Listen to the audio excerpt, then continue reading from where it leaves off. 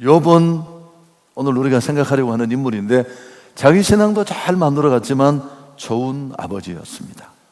그래서 그는 하나님께 자랑거리였습니다. 욥과 그의 가정은 하나님의 자랑거리였는데, 자 8절 우리 같이 한번 읽을까요? 여호와께서 사단에게 이르시되 내가 내 종 욥을 주의하여 보았느냐? 그와 같이 온전하고 정직하여 하나님을 경외하며 악에서 떠난 자는 세상에 없다. 욥 같은 신앙인 세상에 없어. 하나님이 이런 평가를 하고 자랑할 정도였습니다. 도대체 욥은 어떤 사람이었길래, 그가 기도하고 만들어가는 가정은 어떤 가정이었길래 하나님의 자랑이 되었을까? 오래 좀 생각해 봤으면 좋겠습니다. 자, 1절이 그 내용을 담고 있는데, 우스 땅에 욥이라 불리는 사람이 있었는데 그 사람은 온전하고 정직하여 하나님을 경외하며 악에서 떠났다. 4절에 8절의 내용이 그대로 나오죠. 그 사람은 온전하고 정직하며 하나님을 경외하며 악에서 떠난 자였다.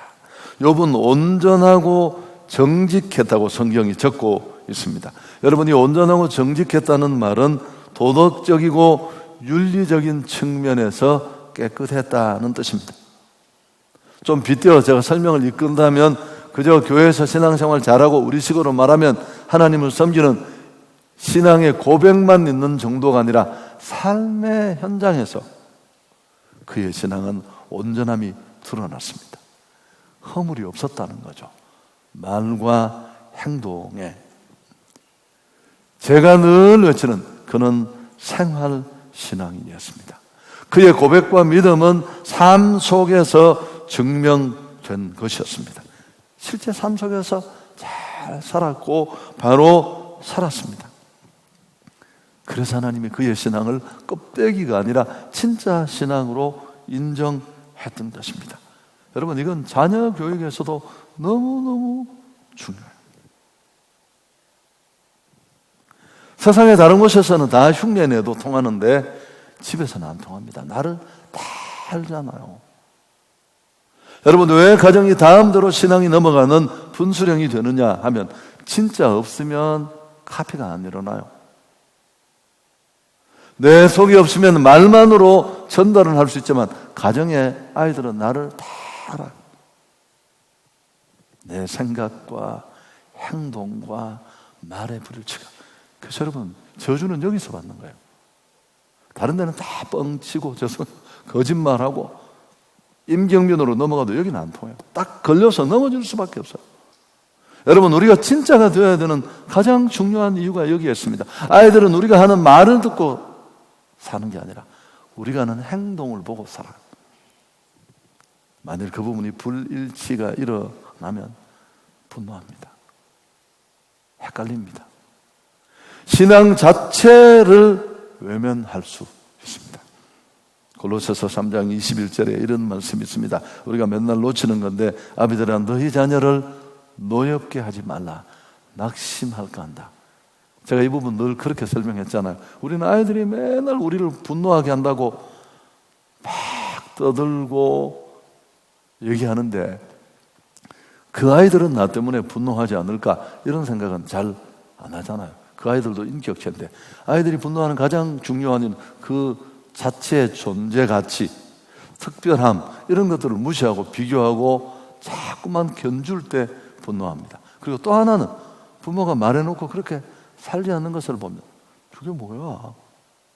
아니, 들으려고 교회 가서? 아니, 목사, 장로, 권사면서 뭐야 저게? 그러니까 그들이 바르고 할 수가 없는 거죠. 자녀 교육에서 반드시 우리가 변화되지 않으면 진짜 그 아이들을, 그 가정을 삶의 변화로 이끌 수 없는 이유입니다. 언젠가도 얘기했습니다마는, 아이들은 하나님이 우리 집에 보낸 간첩들이에요. 다 우리 진짜 모습을 너무 낱낱이 알고 있는. 목회자 디모데의 그 안에 그 가게에 넘쳤던 순수한 신앙 어떻게 만들어졌을까요? 디모데후서 1장 5절 같이 한번 읽습니다. 이는 내 속에 거짓이 없는 믿음이 있음을 생각함이라. 이 믿음은 먼저 내 외조모 로이스와 내 어머니 유니게 속에 있더니 내 속에도 있는 줄을 확신하노라. 할머니 안에 그 신앙이 진짜로 삶으로 있었고요. 평생 그렇게 달리던 그 신앙이 어머니 유니게 손으로 넘어갔고요. 그 바통을 받아서 디모데까지 갈 수 있었던 거죠. 실체가 없는 신앙이 어떻게 카피가 일어나겠습니까? 이 반대의 경우도 많아요. 구약에 아하시아라는 왕이 있었습니다. 아합과 이세벨 가장 우상 숭배로 극악무도했던 악랄한 왕비와 왕사에서 태어난 사람입니다. 열왕기상 22장 52절은 이렇게 기록합니다. 그가 여호와 앞에서 악을 행하여 그의 아버지의 길과 그의 어머니의 길로 행했다. 그렇지 않을 수도 있겠지만 대부분 이 영향력이 너무 지대해서 벗어나지 못합니다. 성경 안에 이런 예들은 너무너무 많습니다. 욥은 정직하게 바르게 사는 본을 보여주었습니다. 물론 우리는 사람인지라 완벽할 수 없습니다만은 때로 잘못했을 때는 실수를 인정하고 또 용서를 구하고 고치는 그런 태도가 꼭 필요합니다. 또 한 가지는 5절에 보면 나와 있는데요. 욥은 자녀들에게 정말 관심이 있고 이 사람들을 신앙의 사람으로 만드는 일을 한순간도 게을리하지 않았는데요. 5절 한번 같이 읽을까요? 그들이 차례대로 잔치를 끝내면 욥이 그들을 불러다가 성결하게 하되 아침에 일어나서 그들의 명수대로 번제를 드렸으니 이는 욥이 말하기를 혹시 내 아들들이 죄를 범하여 마음으로 하나님을 욕되게 하였을까 함이라. 욥의 행위가 항상 이러했다. 욥은 자녀들이 10명이었잖아요. 10아들, 딸이 있었는데 생일 잔치 파티를 하고 나면 마음 놓지 않았습니다. 혹시 그 즐거운 날 먹고 마시고 흥청망청 하다가 마음으로라도 하나님 앞에 범죄하지 않을까, 그래서 하나님을 잊어버리지 않을까 조바심이 있었습니다. 그래서 이 잔치가 끝나는 날은 자기 집에 불러다가 그 자녀를 위해서 번제를 드렸다는 내용입니다. 욥은 자녀들이 하나님 앞에 거룩하게 사는 게, 하나님과 바른 관계를 맺는 것이 그 어떤 것보다 중요하다는 걸 알았습니다. 영적 가정을 세우는데 부모의 역할 가운데 이 역할이 밥을 먹여주고 돈 내주고 등록금 내주는 것보다 더 중요하다는 걸 그는 알았다는 거죠. 이건 전적으로 욥의 자기 신앙에서 기인한 것입니다. 내 자식들이 하나님 앞에만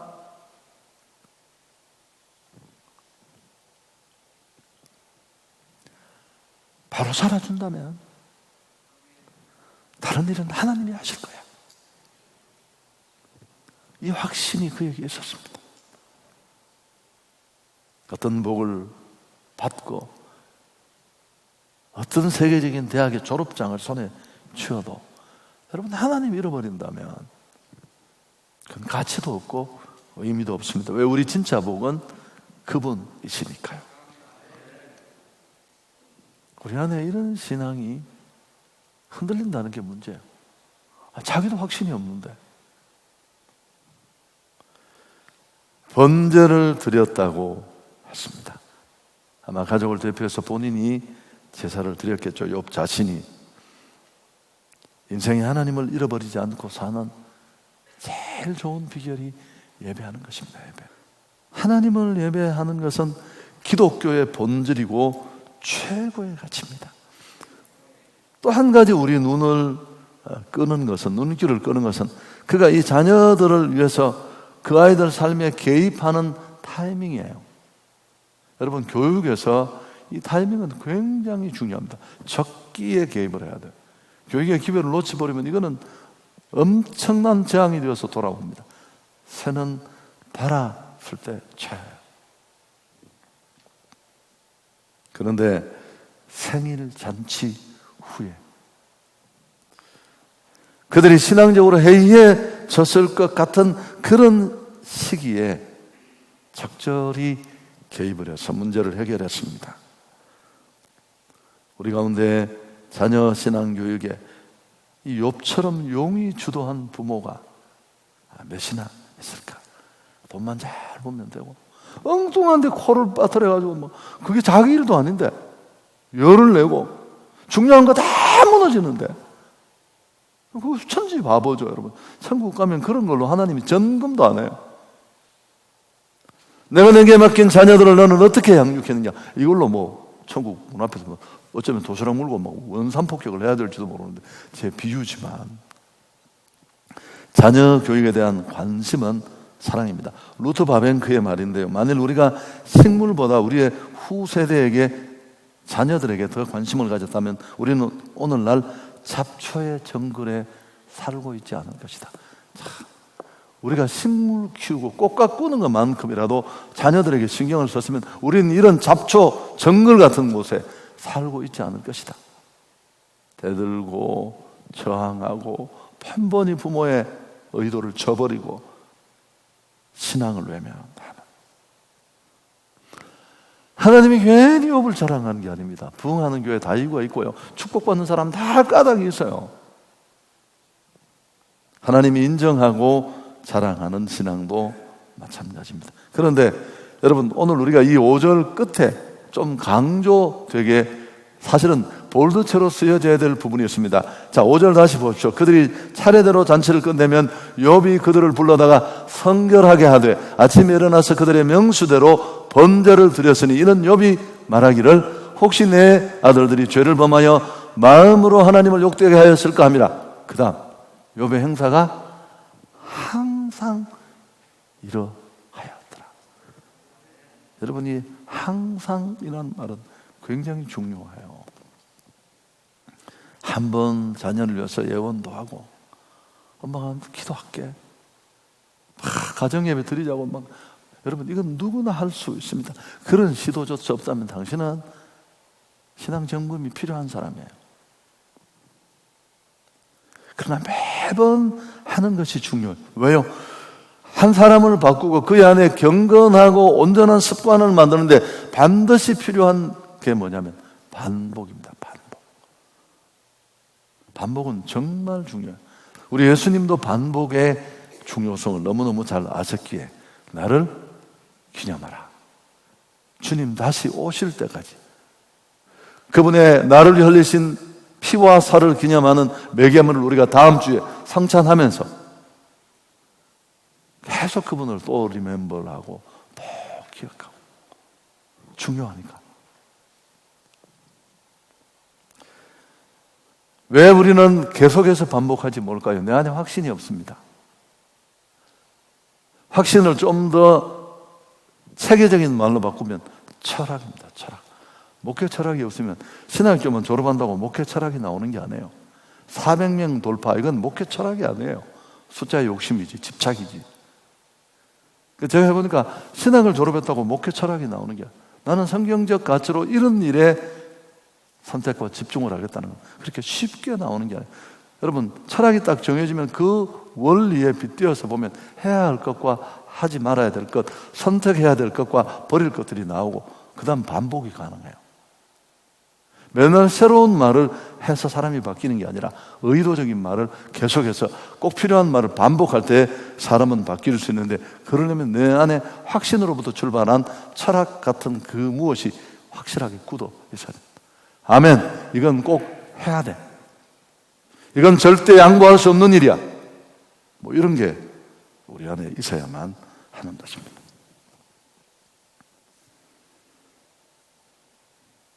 미래학자인 존 아이스피트가 메가 챌린저라는 책을 썼는데, 거기 보면 미국의 노벨상을 받은 사람, 제가 오늘 아침에 다시 확인했는데 368명입니다.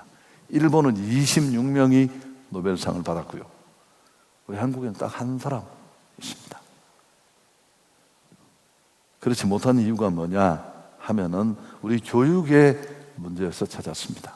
암기하는 위주의 교육, 그것만이 아니라 암기는 학력의 또 교육의 기초가 되는 중요한 건데, 문제는 무조건 기계적으로 암기한다는 게 창의성을 가로막는다는 겁니다.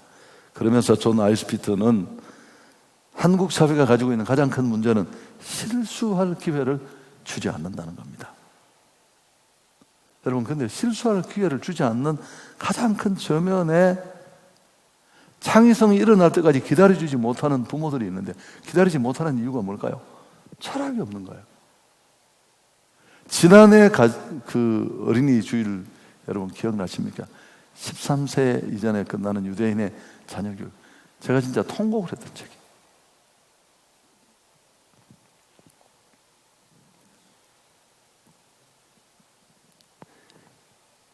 유대인 부모들은 자식을 내 새끼라고 생각하지 않아요. 하나님이 맡긴 아이여서 성년식 하는 날 돌려주어야 한다고 생각해요.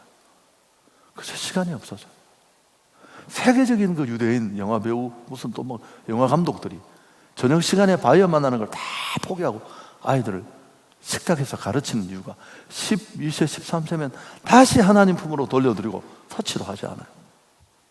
근데 그 중에 가장 중요한 게 신이 그에게 뭘 주었느냐, 그걸 찾아내도록 도와주고 기다리고 함께 노력하고 도전하고. 여러분, 우리 사회의 구조는 이런 게 되지 않습니다. 설교 정리하겠습니다. 참 멋진 말인데요, 지금도 어린아이가 태어나고 있다는 것은 하나님이 아직도 세상을 포기하지 않았다는 증거다. 하나님은 여전히 그분의 목적이 존재하고 그 일을 이룰 하나님이 일하시는 사람으로 생명을 이 땅에 보냈다는 겁니다. 자녀를 바라보고 나를 닮은 애가 나서 막 손가락 세보고 야호 좋아하는 그게 아니라 좀 더 영적으로 보면 이런 의미에서 자녀는 부모에게 소망이 될 수 있습니다. 그러나 좋은 가정이어야 돼요. 정말 순기능을 하는 가정이어야 돼요. 이런 토양을 만드는 건 오롯이 부모의 몫입니다. 일의 중요성을 우선 알아야 되고요, 중요성을 아는 것만큼 대가를 치러야 되고요, 힘들어도 또 해야 돼요. 왜? 이거 포기하면 못하는 거니까. 몽테뉴가 수상록에서 말했습니다. 왕국을 다스리는 것보다 가정을 다스리기가 더 어렵다. 출석성도 작년 4천을 이끄는 것보다 우리 아이들이 말도 안 들어요. 더 어려워요. 저는 아주 실감할 수 있겠어요. 하나님의 자랑이 되는 가정을 만들려면 어떻게 해야 될까? 여러분, 5월에 또 가정 얘기를 할 기회가 없을 것 같아서 오늘 한번 해보는데요. 첫째, 말로 해서는 효과가, 이 세상에 제일 가치 없는 교육이, 영향력 없는 교육이 말로만 하느냐. 말로 떡을 하면 조선이 먹고 남습니다. 여러분, 그보다 조금 효과 있는 게 뭐예요? 시청각, 뭐 PPT 쏘고, 저도 강의하면서 요새 뭐 아이고 영상 찍어 올리니까 진짜 죽겠어요. 죽겠고, 몇 주 전부터 줌으로 화상으로 강의를 하는데 좀 낫더라고요. 뭐 이것도 보여주고 뭐 제 설교도 공개하고 그렇게 하는데, 여러분, 제일 영향력 있는 교육이 뭔지 아시죠? 실물 교육입니다. 가까이 있는 사람이 롤 모델이 되는 거예요. 그렇게 사는 걸 보여주는 것은 거의 중간에 간섭이 적으면서 또 다른 사람에게 카피가 일어납니다. 만일 그 대상자가 그 아이들이 부모를 좋아한다면, 이건 제가 우리 교육자들을 보면 알죠. 누가 누구를 좋아하면 이건 그냥 카피가 바로 일어나요. 순식간에. 두 번째, 꾸준히 멈추지 말아야 합니다. 한 번 했다고 되는 게 아니고요, 2번 하고 3번 하고 멈추지 말고, 내가 그렇게 살면서 교육도 TV도 우리가 걱정하는 좋은 친구가 아니라 정말 아이들에게 절대적 아이들의 신앙관, 가치관, 세계관에 가장 큰 영향을 미치는 건 부모예요. 지도자를 위해서 함부로 하는 말 한마디, 우리의 왜곡된 삶과 굴절된 모습. 제가 대구 있을 때 한 번 잊을 수 없는 게, 그분이 오산 미군 부대에 다니는 분입니다. 늦게 예수를 믿었는데 참 대단한 분이었어요.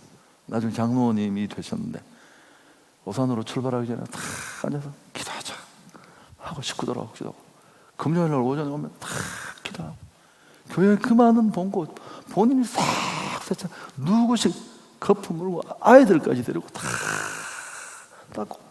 여러분, 그 가정에 가짜가 나올 수가 있겠습니까? 그 신앙에 있을 수도 없어요. 있을 수도.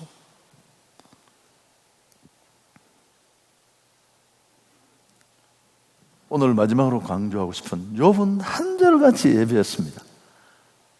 삶 속의 온전함으로 하나님을 보여줬다는 건 삶의 예배자였다는 뜻입니다. 아멘. 그리고 그는 가정 예배자였어요. 생일 파티만 마친 아이들 오면 집에서 예배 드린 거예요. 너 잘못한 거 있으면 회개해야 돼. 혹시 술 많이 먹은 거 아니지? 뭐 그런 것처럼. 그리고 욥기 전체를 읽어보면 죽을 만큼 모든 것을 잃어버린, 정말 예배할 수 없고 예배하고 싶지 않은 상황에 아내까지 자기를 저주하고 떠난 그때도 그는 하나님을 놓치지 않았습니다. 욥이 축복의 가정을 이루어 수 있었던 결정적인 비결은 가정 예배였습니다. 가정 예배.